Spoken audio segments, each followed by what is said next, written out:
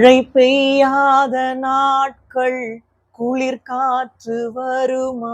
என் வாழ்வில் வந்தது உம்மாலே. வெயில் பற்றி எரிந்தும் பனித்தூறல் போல சாரல்கள் சேர்ந்தது என் மேலே. குயவன் நீரடிக்கும் போது வலிக்கும் என்று நினைத்தேன், என்னை அழகாய் வணைந்து வரைந்தீர். கற்கள் என்னை அழிக்க நினைத்த போது உம் சொற்கள் உயிராய் இணைந்து என்னை சாட்சியாய் வைத்தது.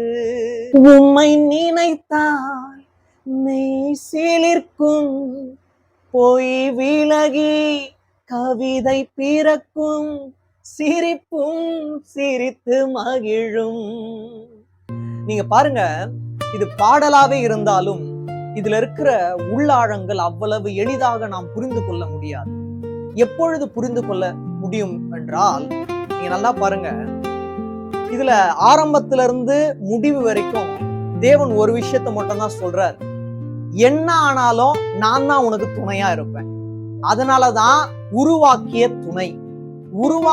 துணை உங்களோடு இருக்கும் போது அதற்கு இணை வேறு எதுவுமே இல்லை அப்படின்ற நம்பிக்கையோடு கண்டிப்பாக நீங்கள் இருக்கும் போது, ஆரம்பத்துல நீங்க பாருங்க, மழை பெய்யாத நாட்கள் குளிர் காற்று வருமா அப்படின்னா வராதுதான். ஆனா தேவன் உங்களோடு இருக்கும் போது மழை பெய்யாத நாட்களிலும் குளிர் காற்றை உண்டு பண்ண தேவன் வல்லவராய் இருக்கிறார். மழை பெய்யாத நாட்கள் குளிர் காற்று வருமா? என் வாழ்வில் வந்தது உம்மாலே, அவராலதான், வேற யாராலையும் இல்லை. வெயில் பற்றி எரிந்தும் பனித்தூறல் போல சாரல்கள் சேர்ந்தது என் மேலே. அவர் இருக்கும் போது வெயில் காலமானாலும் அதை பனிகாலமாய் மாற்ற தேவன் வல்லவராய் இருக்கிறார். பனி போல சாரல்கள் நம் மீது சூழ்ந்து வெயில் பற்றி எரியாதபடி அவர் நம்மை சுற்றி பாதுகாத்துக் கொள்வார். அது மட்டும் இல்ல, குயவன் நீர் அடிக்கும் போது வலிக்கும் என்று நினைத்தேன் அப்படின்னு என்ன அர்த்தம்? அவர்தான் குயவன், அவருக்கு தெரியும் எப்படி அழகாய் நம்மை வணைந்து வரைய வேண்டும் என்று தேவனுக்கு தெரியும். அதனால வலிக்கும் சொல்லிட்டு நினைக்க கூடாது. சில நேரங்கள்ல அது வலியாக இருக்கலாம், ஆனால் வலி இருந்தாதான் அழகிய ஒரு ஓவியமாக தேவன் நம்மை மாற்ற வல்லவராயிருக்கிறார்.